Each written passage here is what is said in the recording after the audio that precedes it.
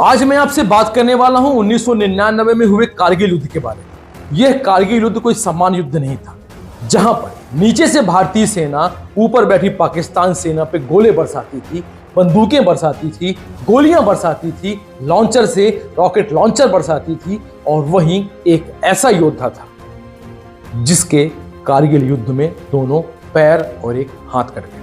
आप सही समझ रहे हैं, कारगिल युद्ध के कुछ ऐसे अनसुलझे पहलू हैं, कारगिल युद्ध की कुछ ऐसी कहानियां हैं जो आम जनता तक नहीं पहुंच पाई। इसी कहानी को लेकर 23 मार्च 2025 दिन रविवार शाम 6 बजे से बुढ़ार धनपुरी नगर में ऐसा सूरवीर, ऐसा कारगिल का वीर योद्धा आपके नगर में आने वाले हैं और नगर में शिरकत करने वाले हैं। एक शाम शहीदों के नाम के कार्यक्रम में ये वीर योद्धा शिरकत करेंगे और मैं आपको आज इन्हीं की एक अनसुलझी, एक रहस्यमय कहानी बताने वाला हूं, जिसे सुनकर आपके रोंगटे खड़े हो जाएंगे। मेरा निवेदन है कि इस वीडियो को जमकर शेयर करिए, लाइक करिएगा, चैनल को सब्सक्राइब करिएगा और इस वीडियो को प्रत्येक उस युवा के मोबाइल पे होना चाहिए, प्रत्येक उस व्यक्ति के मोबाइल पे होना चाहिए, उस बचपन, उस युवा, उस प्रौढ़ और उस वृद्ध अवस्था वाले के मोबाइल पे होना चाहिए जो अपने राष्ट्र से, अपने देश से और इस भारतीय सेना से प्रेम करता है। तो आइए बात करते हैं आज 1900 कारगिल के महान योद्धा दीपचंद के बारे में। लगातार चैनल पे बने रहिए।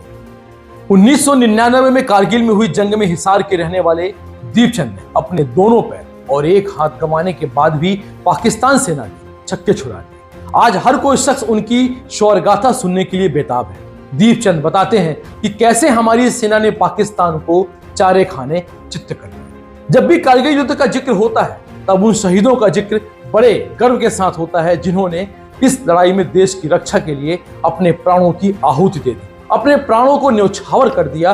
धन है ऐसी माता और धन है ऐसी जन्मभूमि। लेकिन बहुत सारे ऐसे योद्धा आज भी हमारे बीच मौजूद हैं जिन्होंने कारगिल युद्ध में पाकिस्तान के दांत खट्टे कर दिए थे। ऐसे ही एक वीर योद्धा हैं नायक दीपचंद, जिन्होंने 1999 में कारगिल में हुई जंग में अपने दोनों हाथ और अपने दोनों पैरों को गंवा दिया। लेकिन भीतर का योद्धा आज भी जिंदा है।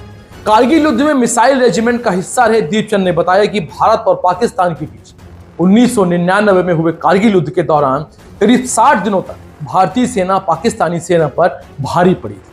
पाकिस्तान को हराकर ही हमारी सेना ने दम लिया। सोशल मीडिया पर एक्टिव रहने वाले नायक दीपचंद के दोनों पैर और एक हाथ नहीं कारगिल युद्ध के दौरान तोप का गोला फटने से बुरी तरह जख्मी हो गए।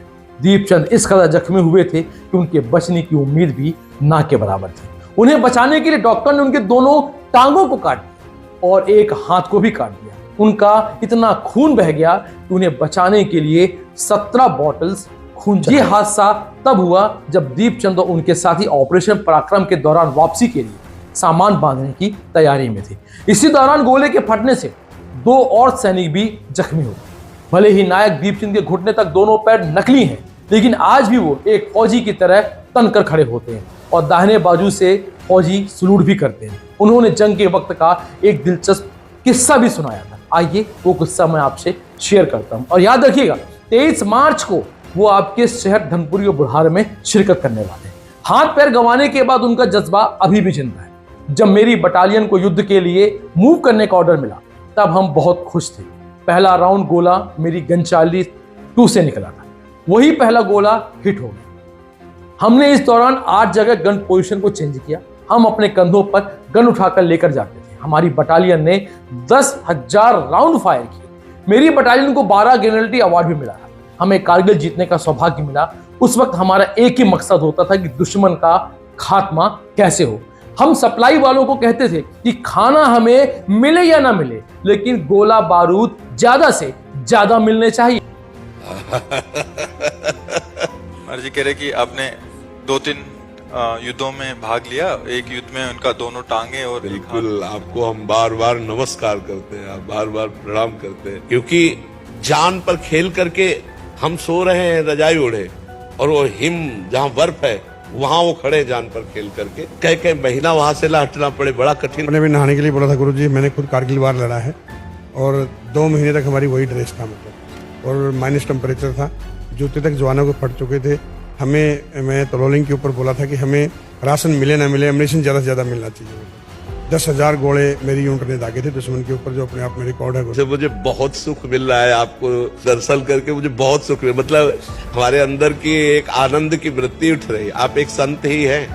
ये दीपक गुरु जी हम देते हैं सभी को, दे हम दीजिए। चाहते हैं कि ये थोड़ा सा, हाँ ये दोनों उस समय इतनी ठंड में हमें ध्यान ये भी नहीं रहता था कि हम किस तरह के कपड़ों में, हमें यह ध्यान नहीं रहता था कि दुश्मन से हमारे क्षेत्र पर कब्जा कर लिया है। हमारे जूते फटे थे, ठंड में कड़कड़ाते पैर थे, उन्हें यहां से खदेड़ना है। मैं दुश्मनों के आमने सामने तो कभी नहीं हुआ, लेकिन हम आर्टिलरी फायरिंग सपोर्ट बहुत करते हैं, जिसमें इंफेंट्री टीम एडवांस कर सकी। युद्ध के दौरान आर्टिलरी सपोर्ट का बहुत बड़ा योगदान होता है, ये कहते हैं नायक दीपचंद।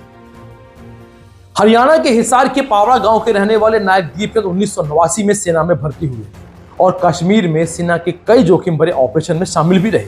नायक दीपचंद से जो कोई भी मिलता तो उनसे कारगिल युद्ध की कहानी सुने बिना नहीं रह सकता। नायक दीपचंद को कारगिल दिवस पर पूरे देश भर में अलग अलग जगह अवार्ड से नवाजा जा चुका है। नायक दीपचंद आज भी जंग के माहौल के बारे में याद करके भावुक हो जाते हैं। अब मैं आपको बताने वाला हूं आखिर 23 मार्च को होने क्या वाला। 23 मार्च 2025 को दिन रविवार शाम 6 बजे कारगिल के महान योद्धा आपके बीच रहने वाले हैं। दोनों पैर और एक हाथ ना होने के बावजूद भी नायक दीपचंद नासिक से लेके बुढ़ार तक 4 व्हीलर खुद ड्राइव करके आने वाले हैं और आप देखेंगे कि उनके जज्बे को सलाम है, उनके हौसले को सलाम है, उनके संघर्ष को सलाम है, उनकी जीवन गाथा और उनके भारतीय सेना में लिए अदम्य साहस को सलाम है कि वो हमारे नगर को शोभा बढ़ाने आए। इस दिन आप जरूर आइए, अपने परिवारों के साथ आइए। 13 वर्षों से एक शाम शहीदों के नाम के कार्यक्रम को लेकर शहीद भगत सिंह यूथ सोसाइटी और साथ में नागरिक बंधु जो कि देशभक्त नागरिक बंधु हैं, वो सब मिलकर एक कार्यक्रम का आयोजन करते हैं। इस आयोजन में इस बार कारगिल के महान योद्धा आने वाले हैं और कारगिल की कहानी सुनाएंगे कारगिल के योद्धा की जवानी। तो दीपचंद नायक को देखना बिल्कुल मत भूलिए। चैनल को लाइक करिए और इस वीडियो को हर युवा के मोबाइल तक पहुंचाइए। नमस्कार, जय हिंद, वंदे मातरम।